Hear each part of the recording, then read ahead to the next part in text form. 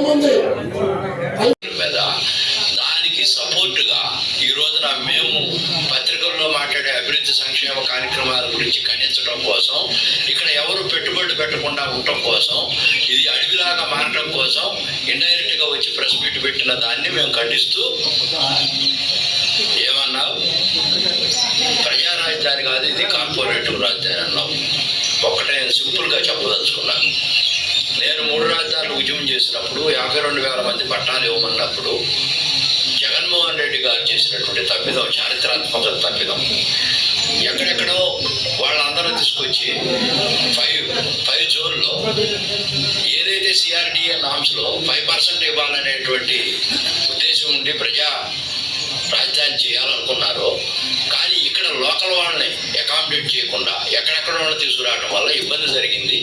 ఇప్పుడు నారా లోకేష్ గారు దాన్ని సరిచేస్తూ మంగళగిరిలో గతంలో 3,000 ఇప్పుడు 3,000 మందికి పట్టాలు ఇస్తూ, మచిలీపట్నంలో ఇస్తూ, విజయవాడలో ఇస్తూ, ఎక్కడ అన్ని ప్రాంతాల వాళ్ళకి 52,000 మంది ఎవరికైతే పట్టాలు ఆ రోజున ఇచ్చారో ఆ పట్టాలు ఇచ్చిన వాళ్ళు కూడా నిజమైనటువంటి అర్హులు కాదు. ఈ రోజున ప్రభుత్వం నిజమైనటువంటి అర్హులకి లబ్ధి పొందడం కోసం సర్వేలు చేసి వాళ్ళకి పట్టాలు ఇచ్చేటువంటి కార్యక్రమం తీసుకుంది. ఆ 52,000 మంది నేడు ఈ ప్రెస్ మీట్ పెట్టడం ముఖ్యంగా 3 విషయాలపైన పెట్టాం. నెంబర్ 1, ఏదైతే నేను విజయవాడ, అమరావతి పర్యటించానో దానిపైన మాదిగాని గురునాథం మాట్లాడిన విషయం పైన. నెంబర్ 2, అమరావతి డెవలప్మెంట్ పైన, అలాగే 2 ఏళ్ళు రాష్ట్ర ప్రభుత్వం ప్రగతి పైన. 3వది, 4వది రేపు ప్రారంభం కాబోతుందని చెప్తున్న ముఖ్యమంత్రి గారి భోగాపురం ఎయిర్పోర్టు అది ప్రారంభం కాదు అని చెప్పడానికి ఈ 4 విషయాలను పెట్టాను. ఇటీవల అమరావతి పర్యటించినప్పుడు నిజంగా అది ప్రజా రాజధాని, కార్పొరేట్ రాజధాని అర్థం కావట్లే. మరి ఈరోజు ప్రజల్ని మభ్య పెడుతూ చంద్రబాబు నాయుడు గారు, లోకేష్ ఈరోజు ఇలాగా మేమేదో రాజధాని నిర్మిస్తున్నామని చెప్పి చంకలు కొట్టుకుంటున్న ముఖ్యమంత్రి గారికి, చంద్రబాబు నాయుడు గారికి తెలుగు శక్తి ఒకటే మనవి చేస్తుంది. మేము ప్రజా రాజధాని అనుకొని నాడు తెలుగు శక్తి మొదటి నుంచి మేము పిలిపిస్తే మేము పనిచేసాం.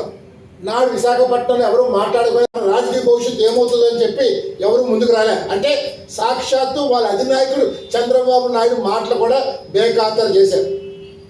మరి ఎవరైతే ఈ మాదిగని గురునాథం 1170 రోజులు 3 రాజధాని కోసం చేశారో ఏది దీక్షలు, అదంతా లోకేష్ పెట్టిన పేడ్ ఆర్టిస్ట్ మనం చేస్తాం.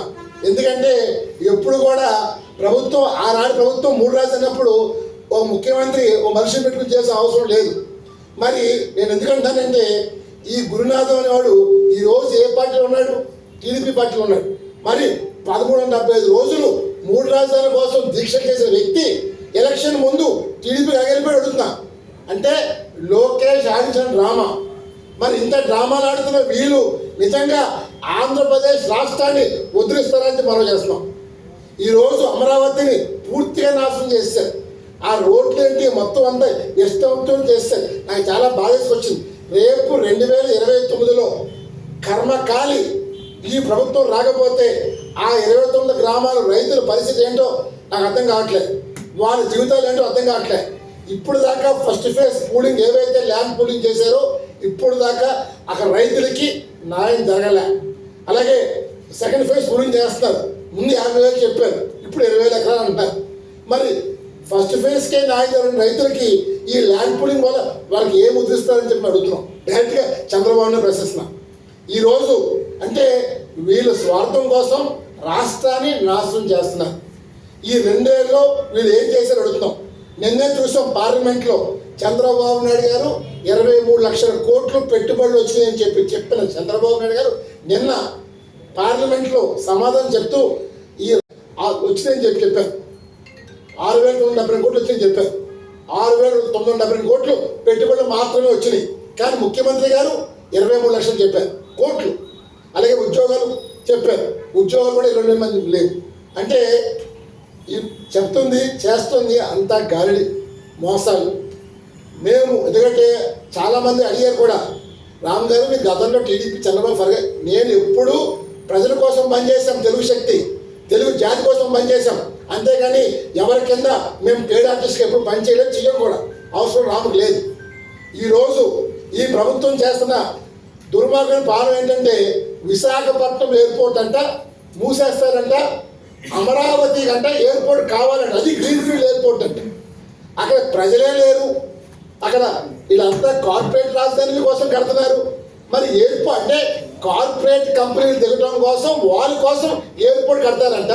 ఇక్కడ విశాఖపట్నంలో 5 లక్షల జనాభా ఉన్న విశాఖపట్నానికి ఎయిర్పోర్ట్ తీసుకెళ్ళి భోగాపురంలో పెడతారంట. మరి అంటే ఈ చంద్రబాబు నాయుడు గారు, లోకేష్ ఎంత కుటుంబ రాజ్యం చేస్తారంటే, ఈ రోజు వరకు రామ్ చేసిన ఆరోపణల పైన ఢిల్లీ కాడి నుంచి శ్రీకాకుళం వరకు, హైదరాబాద్, బెంగళూరు ఒక్కదానికి సమానం చెప్పలే, ఒక్కదానికి మాట్లాడలే. మరి ఈవేళ ఈ ప్రజలు నిన్న లోకేష్ గారు ఈ మాదిగ గుమ్నాథ్తో ప్రెస్ మీట్ పెట్టించి, నేను జగన్ పేడ్ ఆర్టిస్ట్ అంట. అసలు ఈ రోజు వరకు నేను జగన్ ఎప్పుడైనా కలిసేనా?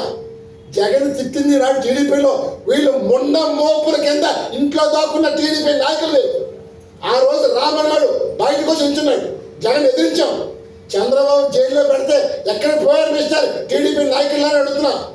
ఇంట్లో దోకొని ఈ రోజు అధికారం వచ్చింది కదా కళ్ళు నెత్తికెక్క మాట్లాడుతున్నారు. డెఫినెట్గా తెలుగు శక్తి నాడు భయపడలేదు, నేడు భయపడం, రేపు భయపడం. ఎందుకంటే సమాజమే దేవాలయం, ప్రజలైన దేవుళ్ళు అని చెప్పిన అన్న ఎన్టీఆర్ స్ఫూర్తిగా తెలుగు శక్తి యుద్ధం చేస్తుంది. డెఫినెట్గా ఈ రాష్ట్రం చంద్రబాబు ఎంత దుర్మార్గంటే చెప్పబోతున్నాను. ఏమండి, రేపు ఆగస్టు 1 ఎయిర్పోర్ట్ అని చెప్పి ఇటీవల ప్రకటన వచ్చింది. అది ఉదయం 10:00కి ప్రధానమంత్రి గారు భారతదేశంలో ఒకటే అడుగుతున్నారు, ఇది హిందూ దేశమా, ముస్లిం దేశమా, క్రిస్టియన్ దేశమా, నాకు దేశ ప్రధాని చెప్పాలని చెప్పి డిమాండ్ చేస్తున్నారు. ఎందుకంటే ఆషాఢ మాసంలో ఎక్కడ ప్రారంభోత్సవాలు కానీ శుభకార్యాలు కానీ జరగవు హిందూ మత సాంప్రదాయం ప్రకారం. మరి ఈవేళ హిందూ మతాన్ని అవమానపరుస్తున్న ఈ వ్యక్తులు ఏమనాలి? ఈవేళ చంద్రబాబు నాయుడు గారు ఏదైతే ఆగస్టు 1 కలబోతున్నారు అంటే ఈ ముహూర్తం ఎవరు పెట్టారో అడుగుతున్నారు. మీరే ముహూర్తాలు పెట్టేసుకోండి, ఈ రాష్ట్ర ప్రగతికి మీరు తప్పితే రాష్ట్రానికి దిక్కు ముక్కు లేదు తయారు చేశారు. డెఫినెట్గా నేను చాలా మందిని వేద మందిని అడిగాను. ఆగస్టు జూలై 14 నుంచి ఆగస్టు 12 వరకు ఆషాఢ మాసం, శూన్యమాసం, ఇందులో ఎటువంటి పనులు కానీ ప్రారంభోత్సవాలు కానీ మంచి పనులకు ఏమీ చేయరని చెప్పారు. ఎవరికైనా వ్యాపారం చేస్తే పెట్టుడు ముహూర్తాలు అంటారు, పెట్టుడు ముహూర్తాలతో పెట్టుకుంటారు తప్ప నిజమైన ముహూర్తాలు ఏమీ లేవని చెప్పారు. మన అలాంటప్పుడు ఈ ముఖ్యమంత్రి చంద్రబాబు నాయుడు గారు దేశ ప్రధాని తప్పుదా పట్టిస్తారు. ఇవాళ బీజేపీ హిందూ మత పార్టీయా క్రిస్టియన్ పార్టీని ప్రశ్నిస్తారు. ఎందుకంటే హిందూ మత పార్టీ అయిన బీజేపీ ఇవాళ హిందూ మతాన్ని అవమానిస్తారు, సనాతన ధర్మాన్ని అవమానిస్తారు. ఇదా మీరు చేసి న్యాయం అడుగుతున్నారు. మేము కోరేది ఒకటే, 31 డిసెంబర్ దాకా ఎయిర్పోర్ట్కి టైం ఉంది. ఇక్కడ విశాఖపట్నం ఎయిర్పోర్ట్ ఇంత ఆగంవేగంగా ఎందుకు క్లోజ్ చేయాల్సిన పరిస్థితి వస్తుంది? అక్కడ కనెక్టివిటీ ఇంకా ప్రారంభం ఇంకా పూర్తి అవ్వలేదు. అవ్వకుండా ముఖ్యమంత్రి గారు జిఎంఆర్కి ఎందుకు మేలు చేస్తున్నారు? మేము ఇందాకే దేశ ప్రధాని గారికి మెయిల్ పంపించాం. ఈ కాపీ అందరికీ మీకు వాట్సాప్ పెడతాం. దీంట్లో ఒకటే రాసాం, ఏదైతే జిఎంఆర్ ఫౌండేషన్ 4,750 కోట్లు అని చెప్తున్నారో అది పచ్చి బోగస్. 1000 కోట్లు లోపలే ఉంది తప్ప ప్రాజెక్టు అంత లేదు. ఆ డబ్బు అంతా ఏమైపోయిందో CBI enquiry, ED financial enquiry demand చేస్తున్నాం. ఎందుకంటే ఈ ఫైనాన్షియల్ ఎంక్వైరీ తేలి వరకు ఆ భోగాపురం ప్రాజెక్ట్ ఎయిర్పోర్ట్ని ఆపాలని డిమాండ్ చేస్తాం. ఎందుకంటే ఆ భోగాపురం ఎయిర్పోర్ట్లో చాలా మంది రాజకీయ నాయకులు డబ్బులు తీసుకొని ప్రాజెక్టుని మిస్హ్యాండిల్ చేసి తప్పుడు నివేదిక తెచ్చారు. దీన్ని సిబిఐ, ఈడీ ఫైనాన్షియల్ ఎంక్వైరీ చేస్తే మొత్తం భాగవతం బయటపడుతుంది. చంద్రబాబు, లోకేష్ భాగవతం మొత్తం బయట డిమాండ్ చేస్తాం. ఈరోజు రాష్ట్రాన్ని ఈ 2 ఏళ్ళు వీళ్ళు చేసింది ఏమీ లేదు. మాట్లాడితే పెట్టుబడుల కోసం లోకేష్ జపాను, రష్యా, కొరియా ఇతర దేశాలు తిరుగుతున్నాడు. ఏమని అంటే పెట్టుబడులు, అక్కడ వాళ్ళతో ఫోటో దిగటం, ఇక్కడ పంపటం, ఇక్కడ ఫోటోలు వేయించుకుంటాం.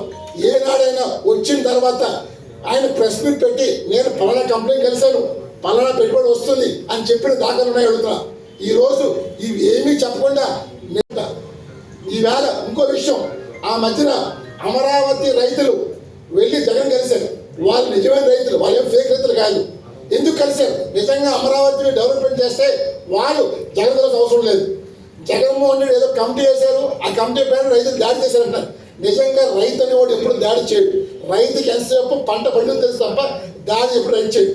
ఇవాళ రైతు గిట్టుబాటు ధర లేకపోయినా సరే, టమాటా 2 రూపాయలు సరే రోడ్డు మీద పాడేస్తాడు తప్ప ఏనాడు కూడా ప్రభుత్వం పైన దాడి చేయలేదు. అది రైతు.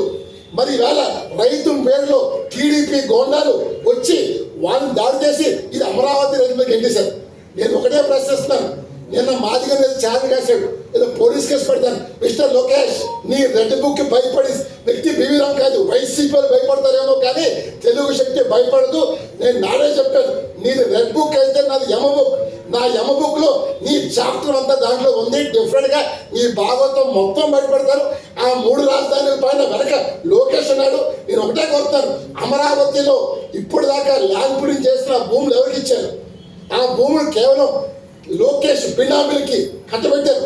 దీనిపైన సిబిఐ ఎంక్వైరీ వేస్తే మొత్తం నారా లోకేష్ జాతకం మొత్తం బయటకు వస్తుంది. ఈవేళ చంద్రబాబు నాయుడు కూడా తెలియకుండా లోకేష్ పూర్తిగా ప్రశ్నించారు. నాడు ప్రజలు ఏదో సాధిస్తారని, ఆ ప్రభుత్వం ఏదో రాష్ట్రాన్ని నష్టం చేసిందని చెప్పి ఈ ప్రభుత్వాన్ని గెలిపిస్తే ఈ ప్రభుత్వం ఏం చేసింది అడుగుతాను. ఈ రోజు విశాఖపట్నంలో 99 పైసలు ఈ ప్రభుత్వంకి హోమ్ మినిస్టర్ మహిళ సిగ్గుతో తరలించుకోవాలి. ఈ రాష్ట్రం, ఈ మంత్రులందరూ డమ్మీ మంత్రులు. కేవలం లోకేష్ భజన చేస్తున్న సిట్ అంటే సిట్, స్టాండ్ అంటే స్టాండ్. ఏ మంత్రికి సబ్జెక్ట్ లేదు. రేపు ఆదివారం నాడు ఈ గురునాథ్ ఏవైతే మాట్లాడాడో, మీ లోకేష్ దమ్ముంటే రేపు ఆదివారం అమరావతి వస్తా. అమరావతిలో నువ్వు వెలగూడి పెడతావో, మంగళూరు పెడతావో, తుళ్ళూరు పెడతావో, పెద్దగాకలు పెడతావు, నీ ఇష్టం. 29 గ్రామాలు, ఏ గ్రామం నీ ఇష్టం. ఒక్కడనే వస్తా. నువ్వు ఎంతమంది రా. నీ బతుకు మొత్తం బయట పెట్టి అమరావతి రైతులు చెప్పుల్లో కొడతారు మీరు. ఎందుకంటే మీరు అమరావతిని మోసం చేశారు. రేపు కర్మకాలి ప్రభుత్వం ఓడిపోతే 29లో అక్కడ రైతులు, మహిళలు అందరూ ఆత్మహత్యలే, ఎవరు బతకరు. అది శ్మశానంగా మారుతుంది. ఇవాళ చంద్రబాబు నాయుడు మాట్లాడితే రాజధాని అప్పులు తెస్తున్నారు. ఇప్పుడు దాకా ఏ జిల్లా బాగు చేసి అడుగుతున్నారు. అమరావతి పేరుతో మొత్తం సంపద అంతా అక్కడ పెట్టి సంపద సృష్టిస్తామని చెప్పు. సంపద సృష్టి కాదు కదా, సంపద పేరుతో అప్పులు సృష్టిస్తాం. ఇది మేము మాట్లాడితే జగన్ పేటీఎం బ్యాచ్లా. ఒకటే చెప్తాను, చంద్రబాబు, లోకేష్ ఈ రాష్ట్రానికి వీళ్ళు మేలు కాదు కదా, నష్టం చేస్తారు. ఇలాంటి ప్రభుత్వం వెంటనే దించాలి. రాష్ట్రపతి పాలన, ఎందుకంటే వీళ్ళు చేస్తున్న అరాచకాలు మామూలుగా లేవు. డిఫరెంట్గా రాష్ట్రపతి పాలన రావాలి. నేను ఢిల్లీ వెళ్ళబోతున్నాం. వీళ్ళు గత 2 ఏళ్ళు చేసిన అరాచకాలు మొత్తం ఒక ఫైల్ తయారు చేసాం, ప్రజెంటేషన్ చేయబోతున్నాం. డిఫరెంట్గా రేపు ప్రధానమంత్రి గారు ఆగస్టు 1 ఎట్టి బస్సులో ఆషాఢ మాసాలు వచ్చారంటే ఇది బీజేపీ హిందూ పార్టీ కలవర చేస్తారు. జై హింద్. ఎన్టీఆర్ వారసుడు ఎవరు అనేది మనం తెరపై తెచ్చాం. లోకేష్ జూనియర్ ఎన్టీఆర్ నాటి నుంచి నేటి వరకు ఇది ట్రోలింగ్ అని వెళ్తుంది. ఆ మధ్యన చూసాం తెలంగాణ సీఎం కూడా ఎన్టీఆర్ వారసుడు జూనియర్ ఎన్టీఆర్ అని చెప్పారు.